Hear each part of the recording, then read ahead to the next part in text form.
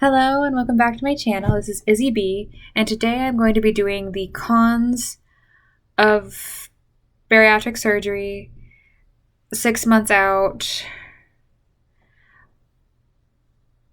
Yeah. So number one is that you're not always going to be flying through clothes. It was something I noticed. Everyone I was following seemed to be flying through clothes and sizes and everything. I haven't done that. I don't know if my body's just built different or what. But I mean, I've gone from a size almost 24 to like a size 21, and I've lost 70 pounds. Over 70 pounds, almost 80 pounds. And I'm still not much closer to my goal than when I started, even though I've lost so much weight. I don't hate everything I say. I don't hate the idea of the surgery. I love the idea of the surgery. So that's my first con, is that you may not fly through clothes as quick as you expect to, because bodies are made differently. Number two, hormones. This is only a 13 percentile of people who have experienced bariatric surgery experience this type of hormonal imbalance. But my hormones have gone whack. Like, over the last month and a half, I went from I'm already bipolar, so some of this is bipolar, some of this is bariatric surgery, so keep this in mind. I already had a mental problem, but it went crazy and haywire, and I need to meet with my doctor if it continues, which I'm already going to meet with her anyway, so. But keep that in mind. I already had a mental condition, but it went haywire, and it shouldn't have, at least in my mind, because it had been under control for 6 months to a year. I have bad weeks and things, but it had been like a bad month. So the first half of July, I was manic, which I think was bipolar swing, because I was wanting to work on my writing and I was super excited. So the first half, I was in mania. The second half of July, I crashed and burned. And all I wanted to do was sleep and cry and stab myself. I didn't stab myself. I didn't hurt myself. But it was bad. And it was like every day I was exhausted, and every day I was mad and depressed and wanting to hurt myself. It was really bad. And I think that part of that was because of my surgery, because there is a rare thing that can happen, which is, like I said, only the 13% of people have this problem, where your hormones just go berserk. And I already have issues with my hormones. So them going berserk just made me feel worse.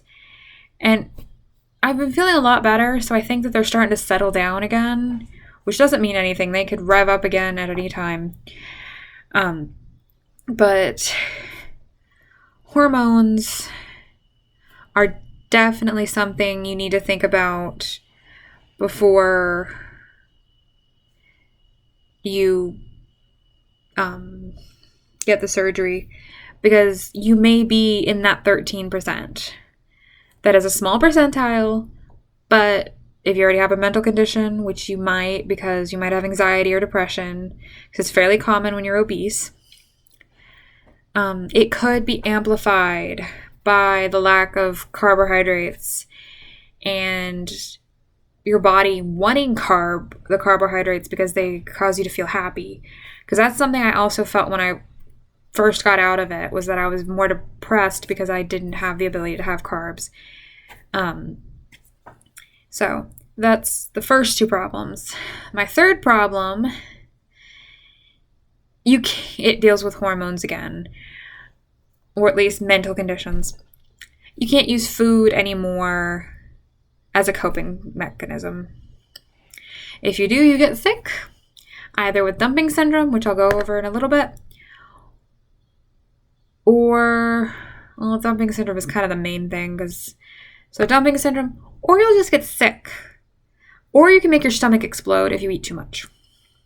It is something I've heard happening, and it's terrified me because I was like, how much do you have to eat to do that? And I don't want to find out, but I just went blank on what I was talking about. Let me think. You can't use food as a coping mechanism anymore. And that's something I've had to deal with because I have a lot of family issues going on right now and personal issues. And there have been days where I've just wanted to eat because that's what I used to do without realizing to cope was to eat. And there have been a few days where I've fallen into the trap, or my fiance has just had me fall into the trap. He doesn't want me to. He doesn't condone it.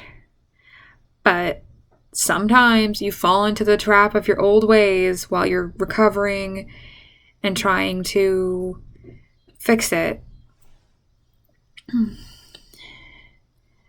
So that was number 3, is you can't use food as a coping mechanism anymore. You can, but it'll make you sick. Number 4, dumping syndrome, which goes back to that one, or maybe it was number 5. I don't know. Either way, the next one is dumping syndrome. And it'll either make you throw up or it'll make you have diarrhea, and either way you feel terrible because it also can make you fall asleep. But I don't know much about dumping syndrome. I just know what I experience, and I know that in the beginning my dumping syndrome was that if I ate too quickly or if my body didn't like something, it would eject it. Now I think the dumping syndrome normally gives me a really bad stomach ache, and it hurts really bad, or puts me to sleep. So that could be problematic if you're at work or in traffic or with family. Like, it's some awkward situations. I've not had any, luckily, but it's gotten me in trouble at work where I've had to call in because I had such a bad case of dumping syndrome that I had to call in and not go to work that day, because it just hit me so hard that I thought I was going to puke or have diarrhea, and I ended up passing out after I called in. And I wouldn't advise doing that because that could get you written up or otherwise. I don't know company policies, but I know from the company I work for, they wrote me up for it because I didn't have a doctor's note. And it's like I wasn't sick enough to go to the doctor. I just didn't want to throw up on my shift. So that's number 4 or 5. We're just going to say number 4. Number 5. Let me try to think. So I got a dumping syndrome. I guess the process you have to deal with before and after surgery would be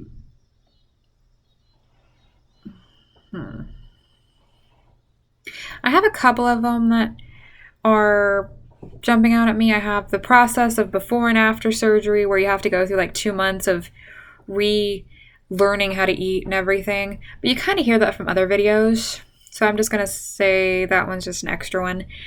And then number 5, carbonation. I found this out the hard way. I am not having carbonation for at least another year for the fear I don't want to hurt myself again. I tried, I think it was Hard Lemonade, Mike's Hard Lemonade. I didn't realize it was carbonated. I had cramps in my stomach for 2 hours and almost went to the hospital because I thought something was wrong. I decided to wait it out and see, and it was gas bubbles, but it hurt. Do not have any carbonation.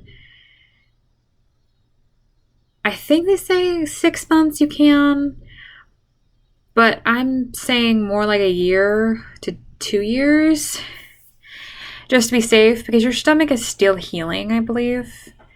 Just from how bad it felt like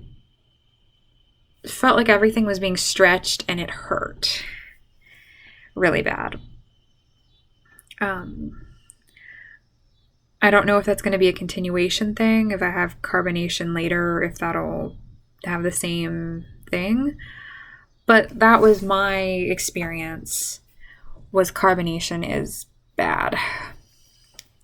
At least 6 months out. I might try it in another 6 months,